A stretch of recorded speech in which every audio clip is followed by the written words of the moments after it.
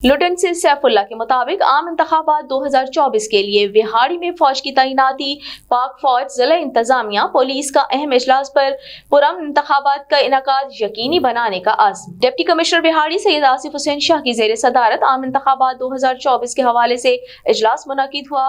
इस मौके पर colonel Hasan, colonel Abid, district police officer Mohammad Isa Khan और दीगर अफसरान मौजूद थे। इजलास में जिला भर में आम इंतखाबात के इनकाद के सिलसिले में सिक्योरिटी इंतजामात का तफसीली जायजा लिया गया। डिप्टी कमिश्नर सैयद आसिफ हुसैन शाह ने कहा कि आम इंतखाबात को पुरअमन, शफ़ाफ और गैर जानिबदार बनाने के लिए तमाम वसाइल बरूए कार लाए जाएंगे, जिसके लिए पोलिंग स्टेशन पर सिक्योरिटी के फुल प्रूफ इंतजामात को यकीनी बनाया जाए।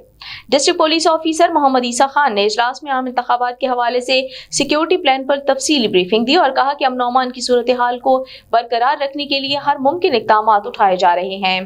इजलास में जिला भर के हसास पोलिंग स्टेशन की सिक्योरिटी के हवाले से तफसीली गौर व खौज किया गया।